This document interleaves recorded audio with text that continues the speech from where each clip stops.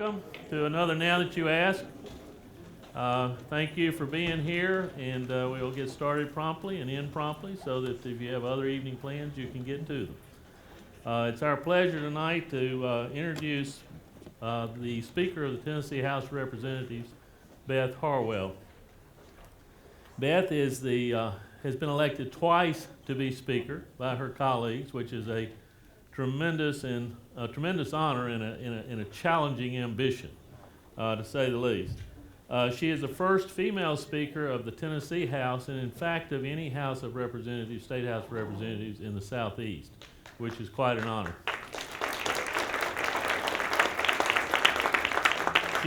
She has been a strong advocate for tougher sexual abuse laws, victims' rights, welfare reform, children's issues, and most notably education. She was prime sponsor of the state's charter school law, having been an advocate for charter schools for many years. She's a friend of small business and has been honored by the National Federation of Independent Businesses numerous times. In addition to her legislative career, she served as chair of the state Republican Party from 2001 to 2004. And she's a 1978 graduate of David Lipscomb. I want to now welcome our special guest and my friend Beth Harwell. Thank you, Tom. Good to be here. Thank you. All right. And we have water down here if you need Very it. good. Thank you. Hello, everyone. And we keep these rather informal and casual. Okay. And I'll prompt it with questions, but you can answer whichever question you want to answer, as a politician's I like habit. that. But thank you for being here. My pleasure. Thank you. A busy day on the Hill. It was. Any headlines we need to know before we begin? Well, you just have to get up and read the newspaper in the morning, okay? Well, and you think we'll get it there? Yeah, sure. Okay. The biased version, but Biased that's okay. version. I want to start actually reflecting on Lipscomb, where we both graduated. We've seen a lot of changes here. Indeed. I lived in Nashville when I decided to go here, so I wasn't very far from home. But you came from Norristown, Pennsylvania. I did. Why? You know, I was raised Church of Christ, and my father told me that I could go to any Church of Christ school in the nation, and he would pay for everything. So I chose the one that was closest to home because I thought I was going to go to Penn State, and that didn't happen. And you know what? I chose Lipscomb, and I am so glad that I did. Look what the difference it made in my life. What was it about Lipscomb that attracted you? I mean, there was Pepperdine, there was Abilene, Pepperdine, and yeah, a lot of good schools, but I was close to home. I was close to home, and Nashville's just a great place. It really is, even more so now than it was then. What kind of student were you? I was a shy student. I think I was a good student, but I was kind of quiet and sat there and listened and learned the Southern dialect. Okay. Learned it well. Yeah. Did you were you homesick? Was it a lonely experience, or did you fit right in? You know, here's the interesting story. My parents dropped me off, and so everybody can rest assured. My daddy is from Pennsylvania, but my mother is from North Carolina. So I've got a little bit of good blood in me, okay? And so what they did, they dropped me off here in Nashville, and then they went on to see my mother's relatives in North Carolina. And about a week later, they came back through Nashville to check and make sure I was okay.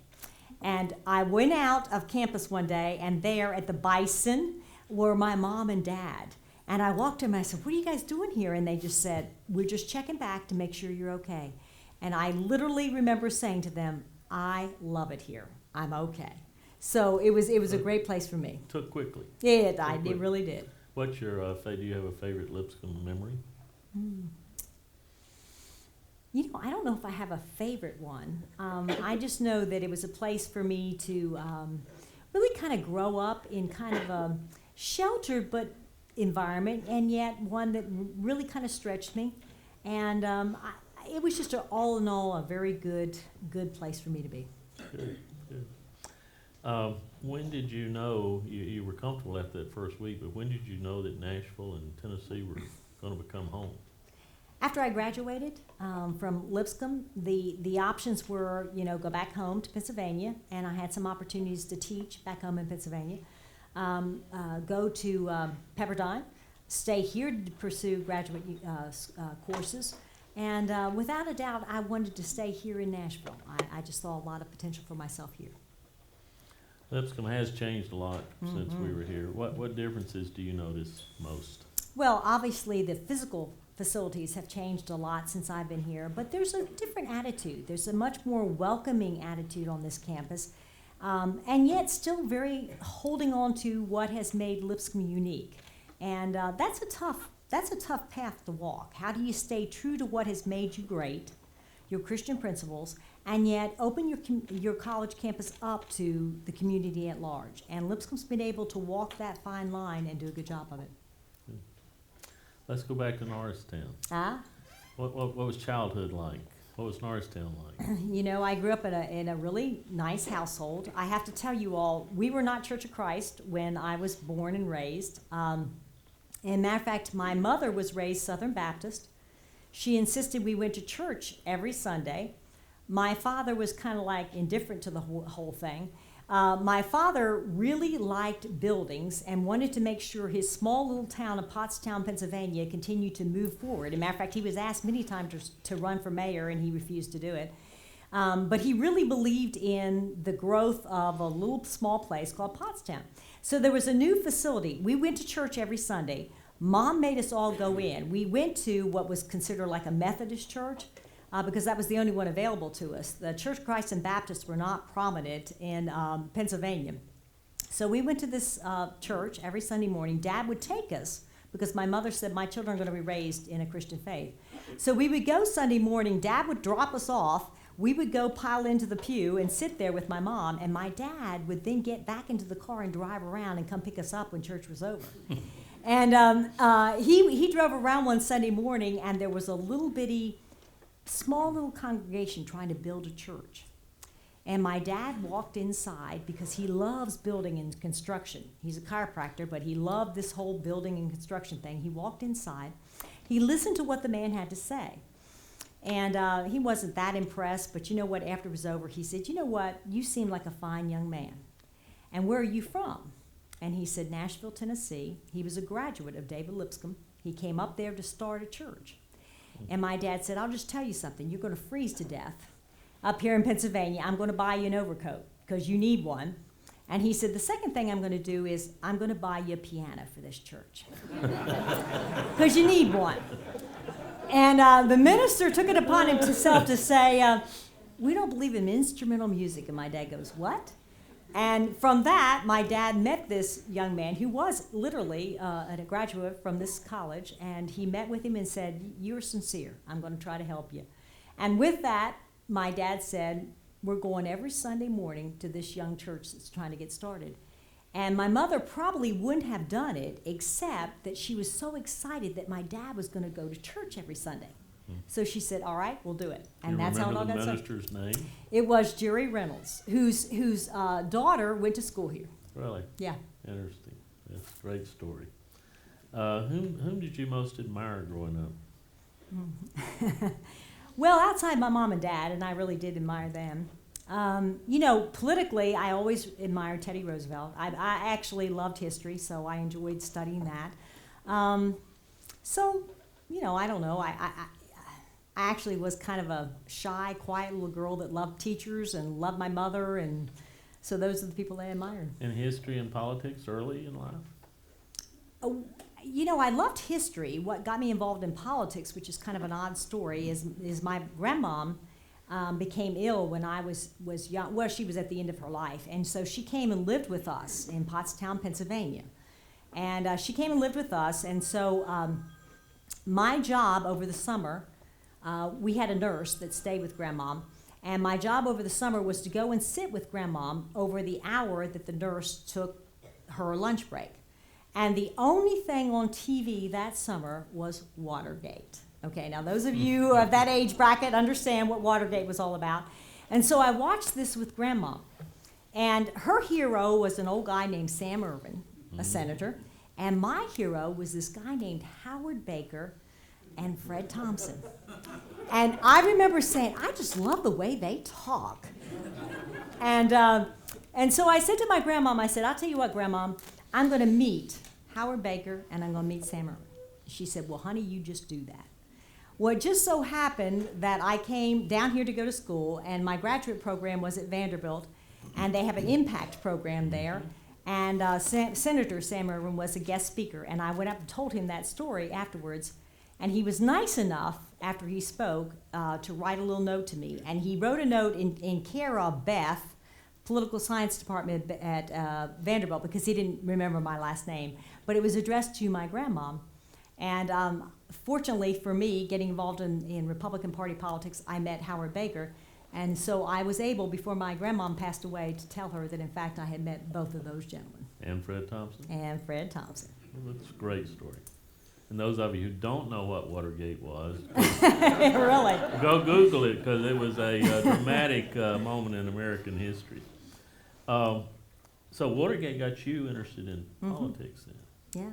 Loved the legislative process. I really liked how it all worked. I was Really? fascinated by it. Even though it was sort of a downer A period. little bit negative for most folks. Yeah. Interesting. Yeah. Very interesting.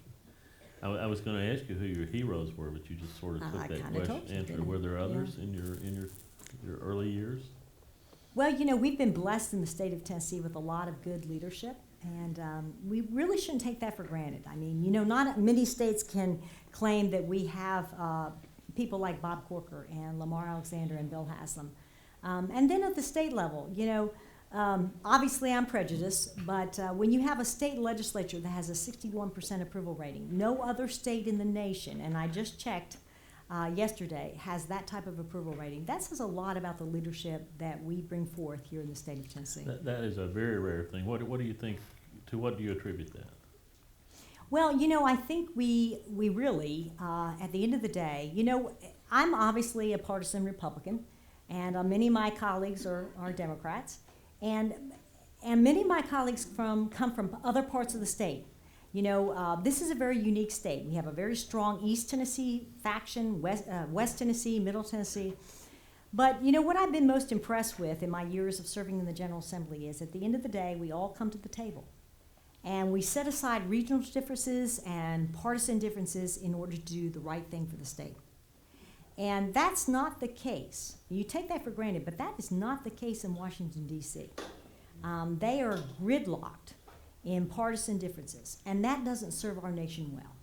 And in Tennessee, we've always been able to come to the table, set all of our partisan differences aside, all of our regional differences aside, to do what's best for the state of Tennessee. That's a wonderful blessing. And that's been true when there was more of a balance in both houses too, between the parties. That's right. You've got supermajority now in both houses. That's right. How is that different to deal with? Well, it presents its own unique challenge. I mean, it's an awesome responsibility we have to lead this state. It's something that a lot of good Republicans have worked for you know, decades to achieve this status that we have, a supermajority. And based on that, we don't want to ever let folks down. We want to prove that we're capable of the leadership that we have been given. And I think we're up to the task, but it really means a lot of hard work. I don't want to get too political here because I'd rather this be more about you, but there does seem to be a special relationship between you, the lieutenant governor, and the governor, which has always made a huge difference too in how things work. Speak to that. Well, we do have a leadership team that really we all work together. You know, when you reflect back on it, lieutenant governor and our current governor ran against each other for the Republican primary nomination for governor. And yet, I've seen those two guys every Thursday afternoon. The three of us have lunch together, and they come to the table and they sit down because we all have at our heart what's best for Tennessee, and I admire everyone for doing that. So we've got a great working team. We really do. Great. Do you have a favorite novel growing up or book? Well, Gone with the Wind, right? Is that really? Yeah, oh, sure. I loved Really? it. Loved it. So you are a Southern girl. Yeah, I've got it. I've got some good blood in me. I told you. Favorite TV show? I don't know that I had a favorite TV show. I don't know. Did you watch TV? A lot of TV? Not a lot. No, not a lot. Really didn't. So how'd you spend your time? Well, we were originally, I was originally born on a farm, so we had horses and goats, and I did a lot of that kind of stuff. We didn't really raise anything or really grow anything for commercial reasons, but it was fun to grow up on having a lot of land. We had about 150 acres.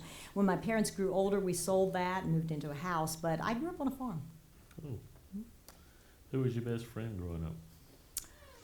I had a little girl in school called Jill Thomas, and her birthday was Christmas Day, and I remember always feeling sorry for her that her birthday was on Christmas Day. Then I turned around and had a daughter of my own whose birthday is close to Christmas, and I realized what it means to get a birthday present wrapped in Christmas paper, okay?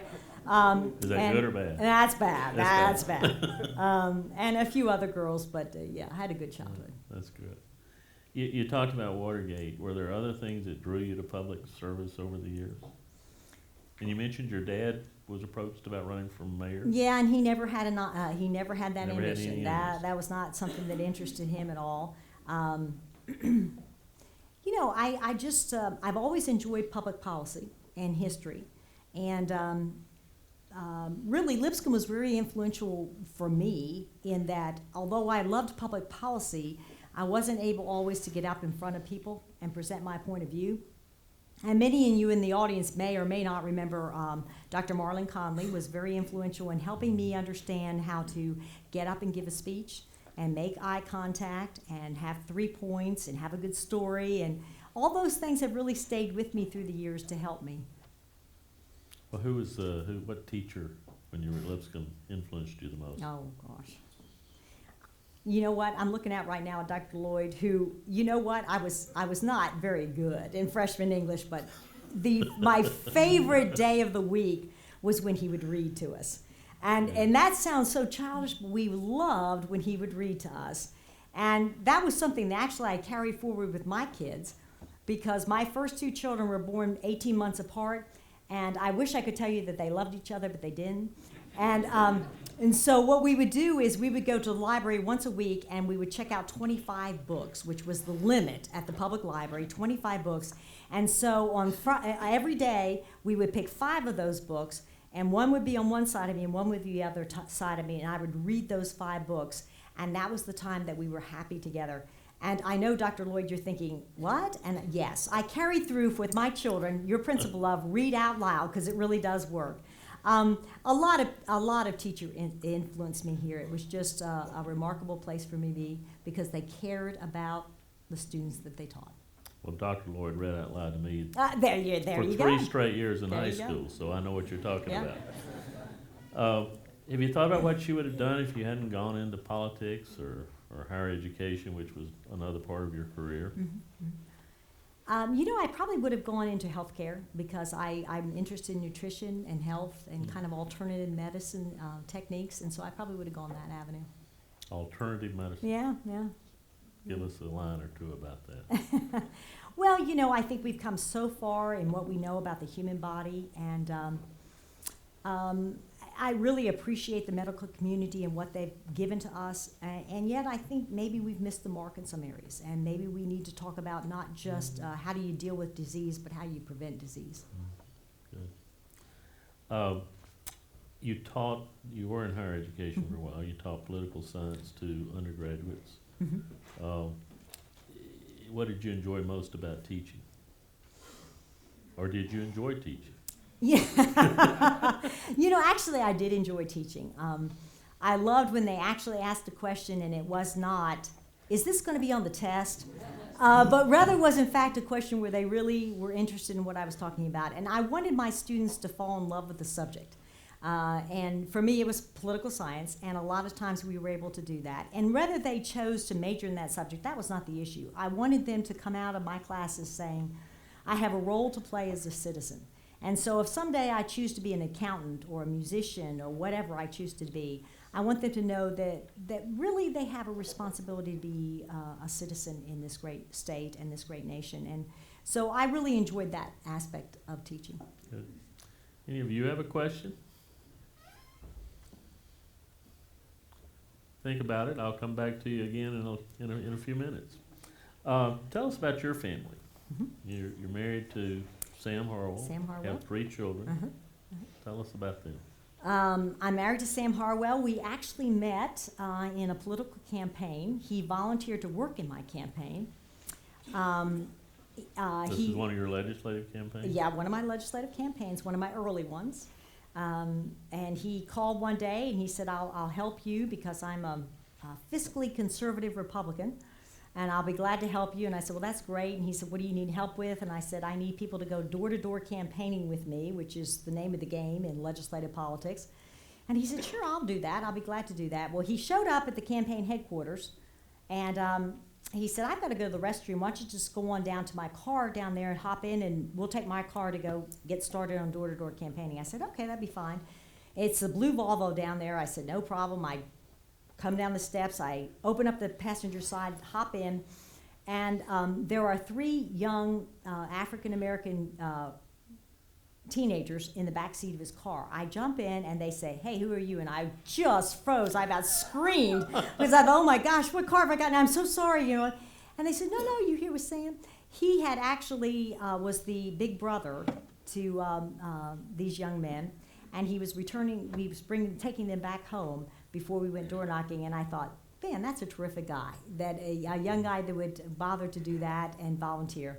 And so we started dating, and obviously he's a Nashvilleian, and we married, and we have 3 children. My oldest is Allie, and she is, much to my dismay, she's not a student here at Lipscomb. She has gone to the University of Colorado in Boulder because she loves snow skiing. And then, but her grades are not bad. Okay, I'll throw that in. And then I have 2 boys. I have a junior at MBA, and then I have a 7th grader at MBA. Now tell us about Sam's business. It's not just your everyday business. It's not. It's a little weird. He was an accountant for a lot of years, and every accountant's dream probably is to own and operate their own business. And so after a while of being an accountant, he went in with another fellow. And they produced a product that you may know from being in swimming pools. Have you ever been a swimming pool and you see that fanoodle? You know what I'm talking about, that noodle that you kind of hold on to and float out? I've got some people shaking their head. Yeah, they know what that is. He actually brought that idea home to me. And he said, what do you think? And I said, that is the dumbest thing I have ever seen. I said, there is no way people are going to pay money to have a piece of styrofoam. And I said, you can't even get your whole body on that thing. That's dumb. And fortunately for me, he didn't listen to me. And he's never asked my advice on a toy since then, okay? But that was a pretty good product for them. They separated. The man he was in business with retired, and Sam started his own company, Big Time Toys.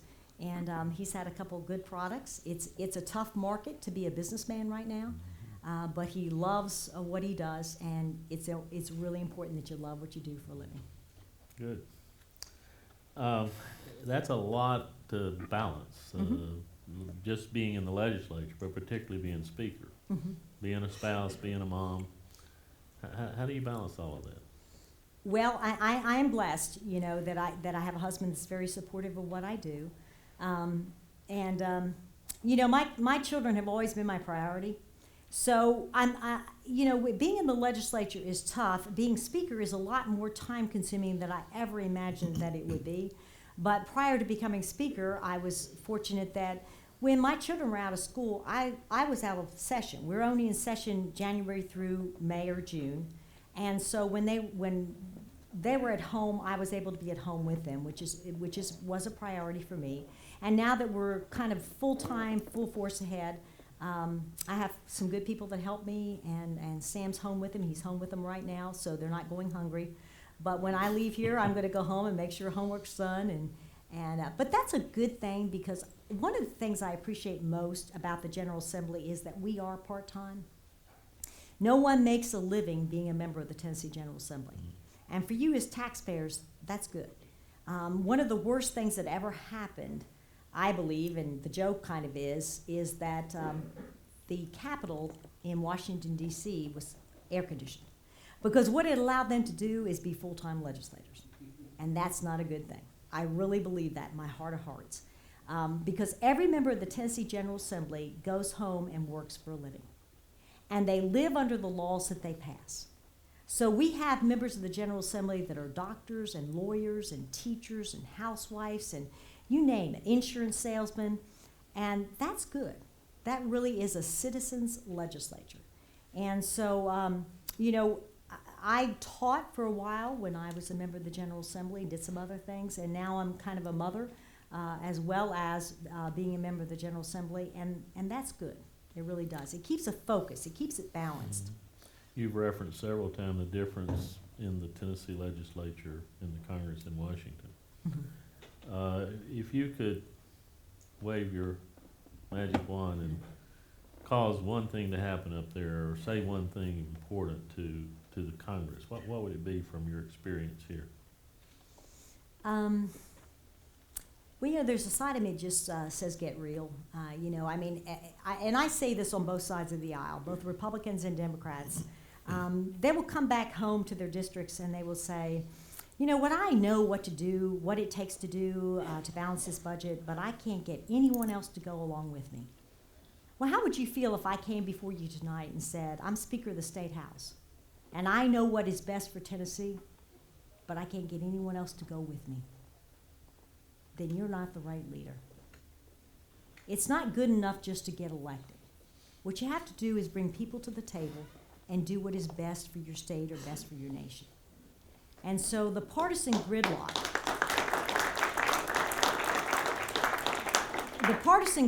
that we see in Washington, D.C., really, we should be insulted by it. It's not good for this nation.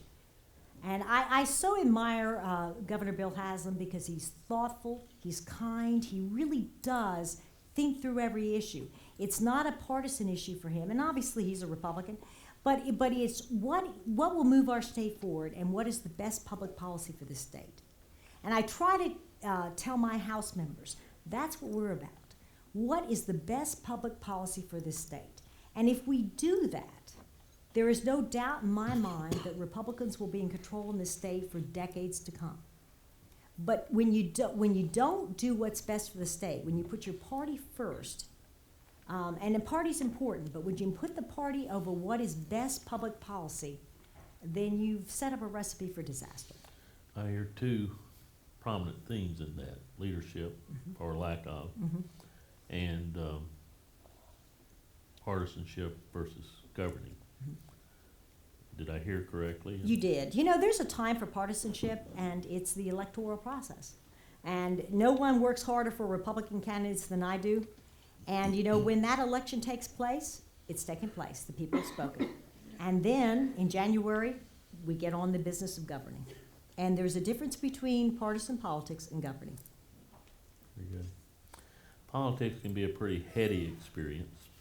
I was reading an article today that was referring to you being called Madam Speaker as you walk the halls, which is appropriate.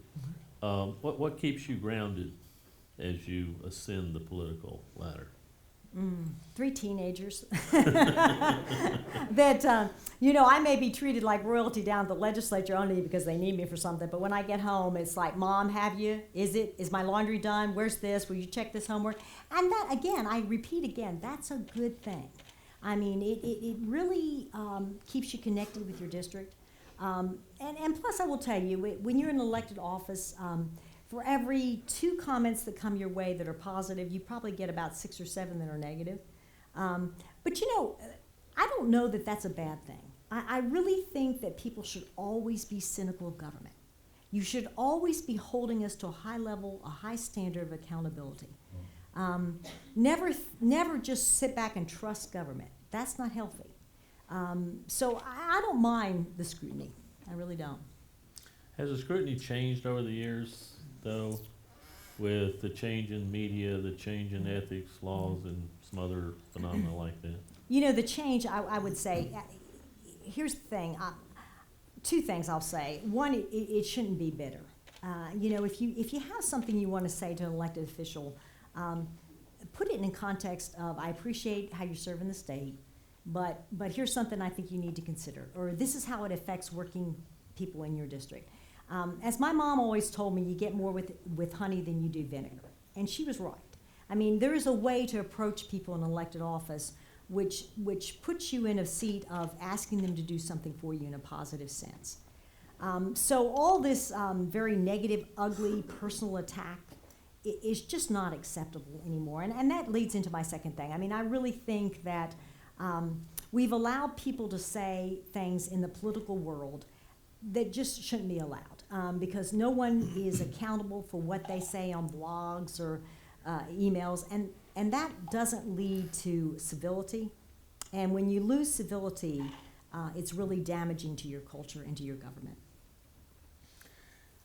Does faith play a part in it for you, and if so, how? It does. You know, I hope in every aspect of my life I'm guided by my faith. And I really appreciate Christians being involved in the political process. I do. Because, you know, you've all heard if good people sit back and do nothing. I mean, you know, it doesn't play. You've got to get involved and engaged. We need the influence of good Christian people in the political process. And that doesn't mean you wear it on your shirt sleeve. There are things that you believe in fully because you know God. If you don't know God, they don't mean as much. I mean, it's like I so often tell people about the issue of abortion. Why does abortion become law? I mean, why does abortion become wrong? To be honest with you, it's an expedient procedure. I mean, if children aren't wanted, if they're not loved, why would you bring them into this world? Why does abortion become wrong? Because they're loved by God. And so, you know, maybe the issue is more like the Christian community needs to reach out on these issues and not look to government to place into law what really needs to be put on people's hearts because of their faith. Very good. Question? One back here. I got you right here. The one behind you, and then we'll come to the front. He'll hand you the mic right when he finishes. Go ahead.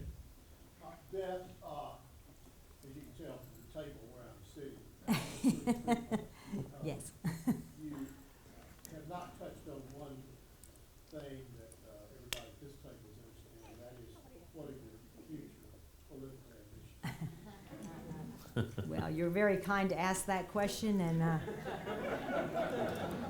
you know, I have to tell you, in my wildest dreams, I never thought I'd be Speaker of the House. That's the truth. When I became a member of the General Assembly, it was for 140 years dominated by the Democratic Party. So, and even if it hadn't been dominated by the Democratic Party, I didn't see myself in the role of Speaker. Being the Speaker is sometimes you got to put the hammer down. I mean, you got to be a little bit tough in this position. So I didn't know whether it was well suited for me, but I absolutely love being the Speaker of the House. I believe in the legislative body, and I believe in the House, and I truly love my colleagues. I think they're good people. So I'm happy in the position I am. Should the opportunity come, you know, you got to know I'm an elected official. Should the opportunity come, I'd love to pursue other things, but I enjoy what I'm doing, and we've got a wonderful governor. We've got 2 great U.S. senators, and we'll see. I taught at Belmont for a number of years, and I would teach a lot of, at Belmont there are a lot of music majors, and all of them were so talented. I mean, unbelievable. They are actually more talented than who the current stars are. And I would think, geez, but you know what? It's so much luck and timing. Now, you got to be qualified. You got to have the skill set, but it's a lot of luck and timing. So I'd say that there's a strong correlation between the music industry and politics. You got to have the qualities, but also is a lot of luck and timing. So we will see what the future holds. Sounds like you're open to that luck and timing. I'm open to that luck and timing. Question back here. Hi. Hello. Okay. So you were saying how some doors can open for you and stuff, and you were saying how we have a great governor and great senators and everything. Of your choice, do you ever sort of find yourself just like, I guess daydreaming is the word for it?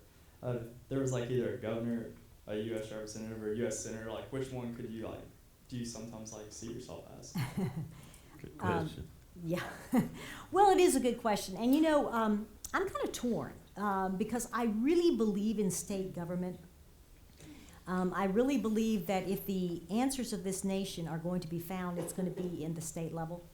And And I believe if you go back and read what the founding fathers said about our great nation, they believe in states' rights. The states are the laboratory for change. So there's a side of me that really feels like if I'm going to make an impact and can make a difference, it's going to be at the state level. But there's the other side of me that really feels like my personality and my disposition is that I work well in a body. And I have a skill of working well with others, I guess, from kindergarten days. I work well with others, check. And so I enjoy a legislative process. So I'm really kind of torn what is the best avenue. But ultimately, it's not my decision, it's the voters of the state. So we'll see what they have in mind. Great. Good question. Another?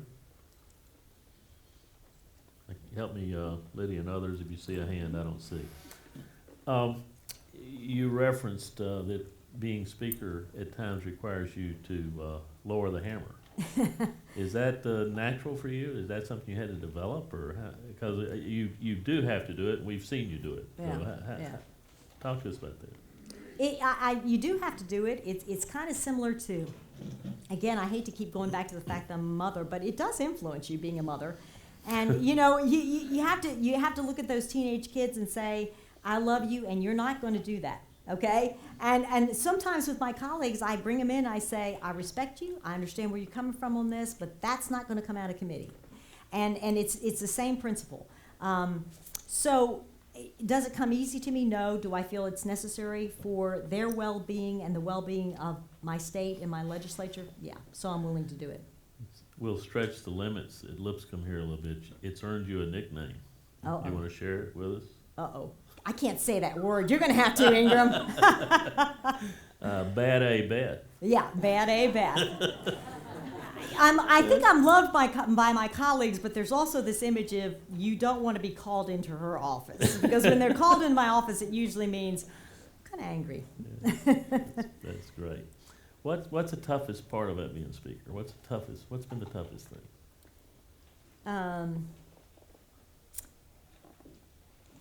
Again, I think it goes back to balancing what I think are very sincere desires on the part of my colleagues with what I think is good public policy for the state of Tennessee. And I really, I don't want to look like I'm sugarcoating it. I really believe that most people that choose to serve in the General Assembly are there because they really believe they've been called to do it. They worked hard to be there. And, you know, quite frankly, the financial rewards are not that great to serve in the General Assembly. And you know what? That's a good thing. That's a good thing. No one should make a career. Nobody should make a living doing it. So I really think they're there for the right reasons. And for me to call them in and say, I've read your bill. I know your heart's in the right place. But that's not the right way to go. And that's hard to do. Or that's not something the governor wants to see happen this year. Can we rework this? I guess it's like that in every walk of life. It's a lot about personalities and working on that personal relationship. And respecting the differences. Absolutely. Which is absolutely, critical. yeah. What's been the most rewarding thing about being speaker? Getting to travel the state, really getting into each member's district and learning what makes them tick. This is a very diverse state.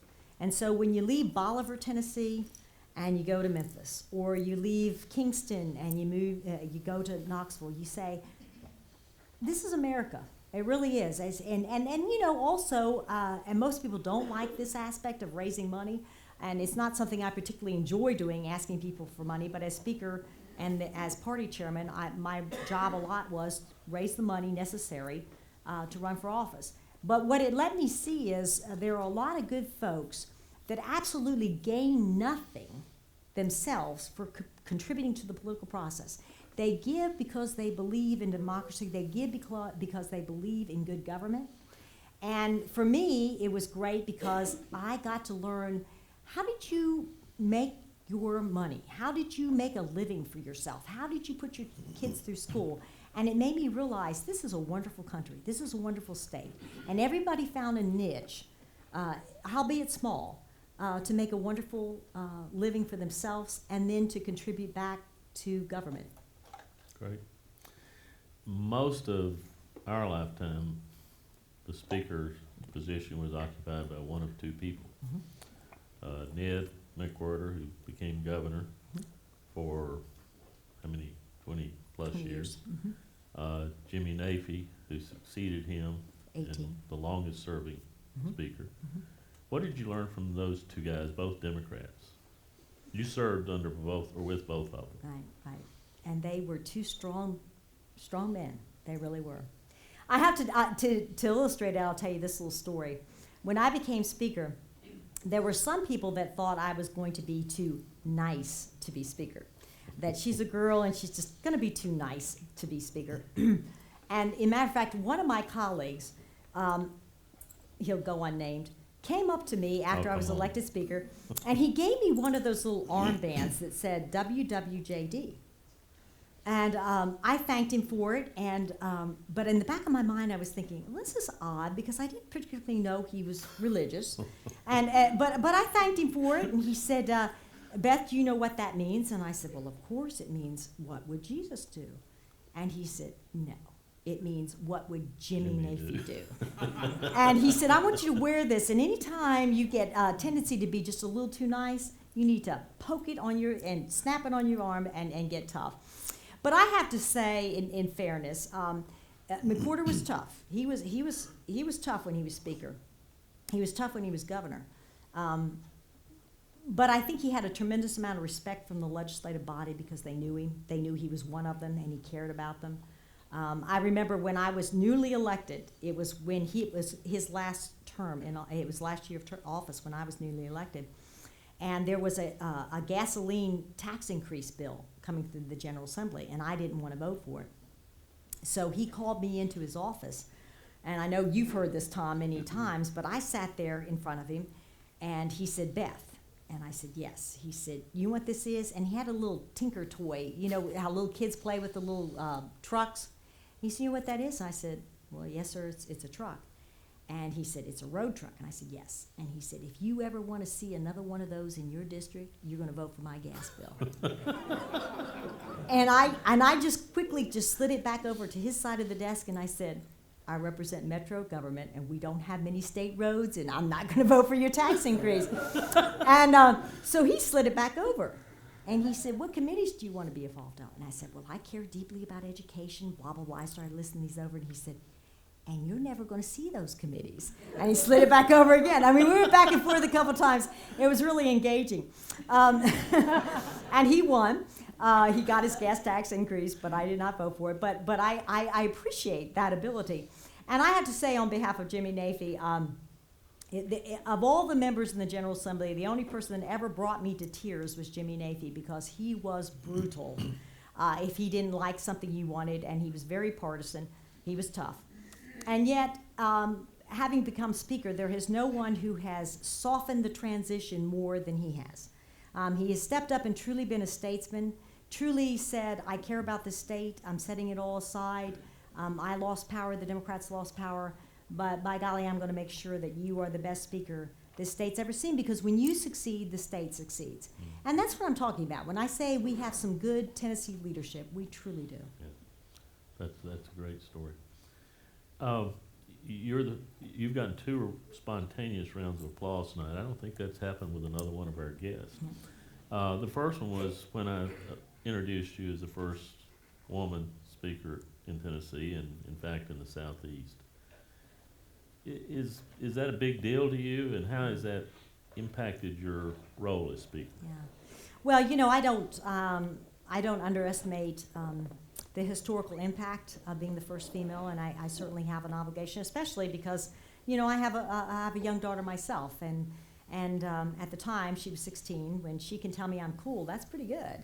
And so I'm very pleased that young women have this role model, and I'm going to try to live up to that. But you know, I quickly add that had it not been for my male colleagues, this wouldn't be possible. So I think we really have a good working relationship in the General Assembly, and it's fun to watch my male colleagues treat me with a level of respect and also, you know, give me this authority that this office deserves. Okay. Another question? There you go. Out back here, and then we'll come front. Yes, ma'am. In your role as a legislator and now as speaker, has there ever been an issue or a challenge that has come up and you thought, wow, I wish I would have studied more of that or more about that in college? I wish I would have studied more about that in college. Well, That's a good question. Again, I think I was well prepared by my program here at Lipscomb and then my graduate program. Majoring in political science, which I dearly loved, it's kind of like majoring in business and then becoming a business person. You appreciate the skills that you were given, but boy, nothing takes the place of some practical application. It's kind of like I learned about the way it ought to be, and now I see the way it is. In practicing political science, but those skill sets that you get in college, a lot of what I really appreciate that Lipscomb gave me, and I'm not trying to sound hokey here, but just a basic foundation to take a young person when they're 18, 19 years old and really give them a firm foundation on who they are in their Christian faith will serve them well for the rest of their life. Because there are a lot of things in life that will come along and shake that. But if that's firmly grounded, which is what Lipscomb does, that is a wonderful, wonderful gift. And then set on top of that the academic background. I mean, I appreciate the fact that I had to get up and give speeches sometimes in class. I appreciate the fact that my grammar was corrected here. I appreciate the fact that, I was forced to take some courses maybe I didn't like, but it taught me to be diligent. And because all of life, you don't get to do everything you want to do. Sometimes you have to do something you don't want to do, but you have to dig in and do it. And I think Lipscomb did all those things for me, and even more so. So, no, and I think a real good skill set for me. A lot of the people that enter the political process are attorneys by trade, and I think that's wonderful. We need good attorneys and legal persons.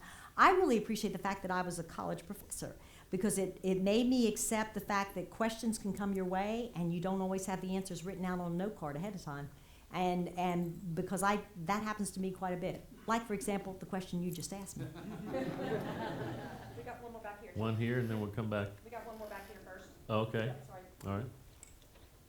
How do you see what are the major challenges facing Tennessee? The major challenges facing the state. Well, obviously I'm prejudiced because I come from a background in education. But I really believe that if we don't bring our educational standards and our school systems up to where they need to be, we are going to be so far behind it's going to be able for our nation to catch up. I really believe that. We've lowered the standards, and that needs to be corrected. I spoke to the private colleges and universities today right after lunch, and I commended the colleges of education and our private universities and colleges for keeping those standards high and producing some of our best young people to go into education. If we don't have the best and the brightest in front of our young people in the form of teachers, we're in trouble. Not just competing with Kentucky and Virginia, but competing with the world. That's a huge problem. The second thing I will say that I think is a real challenge for our state and our nation is that we need to understand the proper role of government. Again, obviously I'm a Republican, but one of the reasons I chose to become a Republican is that I truly believe that government is best that is closest to the people. I believe that government is best that is limited. And when you allow government to become so large that it's doing everything for you, as the old saying goes, it can also take everything away from you. And we literally have a federal government that is becoming so large and so intrusive in our lives that I think we're going to wake up and not recognize our nation if we don't turn that tide. Okay. Another question here in the middle, and then we'll come front. Your thoughts on Obamacare in general and specifically Tennessee, how it affects Tennessee? The question on Obamacare in general and how it affects Tennessee. I am 100% opposed to Obamacare. I think it's a tragedy for this nation. I think it's an entitlement program that there is absolutely no way that this government can pay for. We all understand how important health care is to every one of us. But something's happened to healthcare in this nation. It used to be a relationship between a patient and their doctor. And now we've got this huge middle segment that is destroying that relationship. And I fear for what that means for us long term. I've seen what socialized medicine did. We tried it with TennCare. We tried, and I watched Governor Bredesen. It was started under Governor McWhorter with the best of intentions. Like all government programs, if you don't keep it in check, it will grow. It grew. And then Bredesen came in, and my hat is off to him. We didn't agree on a lot of things, but we did agree on the fact that we had to rein that program back in. It was gut-wrenching. It was horrible to have to do that. And so, with, quite frankly, the help of Republicans on the Senate and the House, he was able to bring that program back in. And you see, we've already been through Obamacare here in Tennessee. When I reflect back on Obamacare, here's what I would have liked to have seen happen. I know we've got a problem with health care in this nation. There's no doubt about it. People need they need health care, and health care is expensive. Because we have some tough issues to confront as a nation. I mean, we can keep people alive longer. We can provide services to extend people's lives, and we all want to do that when it's someone we love. But if they had designed Obamacare at the federal level the way they did Race to the Top, you may not be familiar with that, but the Race to the Top money regarding education, every state had to compete for it. We had to actually try to get that federal money down to the state level. Under Bredesen, we competed for that money. We put in a lot of reform. We said, you know what, we're no longer going to give colleges money based on how many kids they have enrolled. Instead, we're going to give money to colleges based on how many children they graduate. We're going to do this, we're going to do that. We had all this list of things. We submitted this big application, and we won the Race to the Top money. There was only one other state that wanted first round of applications, and we were proud of that. And we set reforms in place that really moved us forward. Teacher evaluation, ending tenure, all this kind of stuff we were able to do with that money. Instead, the Obamacare was a government federal handout. And we have the brightest people, really, in this nation, right here in Nashville, Tennessee, in regards to health care. And we should have had to try to compete to get that money. Instead, it was jammed down our throat. And no reform, no reform. There is no way that Obamacare is going to reduce the cost or actually make us a healthier nation. I really believe that. So now we've got this hanging over us. I agree with Governor Haslam, who is very thoughtful, who took his time, analyzed everything, and decided that state exchanges were the right way for us. And now we've got the issue of whether we expand Medicaid or not, and it's a no-win situation. I really believe that for our state. So I'm going to support Governor Haslam with what he decides, because it's a tough call. We're going to be paying the taxes for it. If we don't participate in it, we don't get that money back to the state level. But what a wasted opportunity to really allow the state of Tennessee to step forward with something that would be an experiment and say, let us try and see if we can reform health care for the state of Tennessee. And if it works, we're the model for the nation. And if it doesn't work, it's much easier to scale something back at the state level than it is the federal level. Instead, we are in a real bind. So I do not support Obamacare. I am open to what the governor decides about Medicaid expansion. Okay. Right here, and then we'll go right back. Oh, go ahead. Did our state representatives and, our representatives and our state senators suggest this during the health care debate when it's going on, this Race to the Top? Not to my knowledge, no. Denny? Talk a little bit about your relationship with the media. Um, I think with Tom sitting up there, we need to vote on it. He's the real problem. No, I respect the media, and it's a healthy respect, I think. I don't. I'm very cautious what I say around them, to the point that aggravates them, because I don't ever shoot from the hip with them. I'm very measured with my responses with them. I respect what they do. I think it's necessary for our government and to keep us honest and clean. So I respect what they do, but I also understand they have a job to do, and their job is always to play gotcha. And that's okay. They should be. They always should have a critical eye on what we do in government. I respect that. And I think, for the most part, most of them do a great job. I have a little bit of trouble with the current kind of, you can say anything you want on blogs and emails, and you don't have to substantiate. You just say what you want, and then it's up to the poor person it's said about to prove that it's wrong. They don't even have to put a source. They don't have to put a name. That bothers me. But the actual traditional news media, I think they do a good job. I do. And as a matter of fact, I wish they would cover us more. I wish that you had more of an idea what was going on in your state government. Okay. One more. Was there one more? Okay, right here. Hi, first of all, I'd just like to say thank you for coming out tonight. It's been really interesting. In regards to D.C. and what you see as a problem in D.C., what ways do you suggest that we as Tennesseans, or those of us that are Tennesseans, can do to fix D.C., since both of our senators are Republicans and several of our congresspeople in the House are Republicans also? Well, that's a very good question. And, normally I'm pretty positive and upbeat about the political process because I believe in this form of government, and I believe we've got the greatest nation on the world. But I'm a little disillusioned and bitter myself right now. I mean, I don't know what the answer is.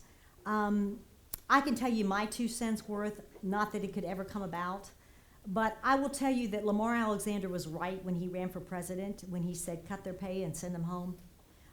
We've made a mistake. We've allowed our congressmen and senators to become full-time, and that's a tragedy. They are to be public servants, and our job is always to remind them that they're servants. I'm always amazed at the people that will say to me, can I have my picture taken with you? And you know what? It's just the opposite. Can I have my picture taken with you? Because in this great nation, the highest office you can ever hold is that of citizen. Lamar Alexander is your servant. Bob Corker ought to come back to you and say, how can I help you? Can I possibly have my picture taken with you? They're your servants. They work for you. You pay their salary. And so when we forget that, we let things get out of control. We end up working for them. And that's not the way it was designed. Our founding fathers really thought that they would go up there for a couple months, pass some good laws, and come back home and work on the farm. They never expected them to go up there and live. And so they're detached. The best of people, and they are good people, but the best of people go up there, and the first thing they start doing is raising money for the next election. And they have to. They have to, because that's what it takes. So I guess I say that it's not that we've elected bad people. We haven't. They're good people. The system's broken right now. So how do you fix it? I don't know the answer to that other than say to you, they need to come back and live under the laws that they passed, just like my state legislators do. They need to be, as Lamar Alexander said when he ran for president, part-time. Cut their pay and send them home. And I don't know that we wouldn't be better off. I will tell you the other thing, and of course, obviously, I'm prejudiced. I'm at the state level. When education is near and dear to my heart, as you know. But when I look at the Federal Department of Education, and I actually reviewed their budget, and it was $82 billion last year. Now, as a taxpayer, you ought to be alarmed by that, because that's a lot of money. But here's the real tragedy. Let's just take last week. Last week alone, you tell me, how many children did the federal U.S. Department of Education teach to read? None. How many children last week did a federal department bureaucrat in Washington, D.C. teach how to do a math problem? None. And then I have teachers in my district that have to hold fundraisers to raise money for supplies in their classroom. What is wrong with that picture? As a nation, we have to look at our congressmen and our U.S. senators and say to them, don't you ever tell me again what you're going to do about a domestic issue. I don't want to hear it. Your role in federal government is to end all domestic programs, send them back to the state and local governments where they can be efficiently and effectively run. And you need to go back to what the founding fathers intended for the federal government. You ought to be coining money and protecting our borders. both of which you're not doing well right now. Right? So go back to what you were intended to do. Because it's not going to be as simple as, let's cut this department by 5% and let's cut this department by 2%. We'll never get there. It just can't, we're way out of control. And so we need to look at the U.S. Department of Education. Arnie Duncan's a wonderful guy. I truly admire him and respect him. But do we even need him? Do we? Why do we send our money back up to Washington so they can turn it back and send it down to us? That's crazy. And so, you know, if we're going to save this nation, I really believe a couple things needs to happen. We need to turn Washington, D.C. into a part-time job again, and we need to say to our federal government, domestic issues belong at the state and local level.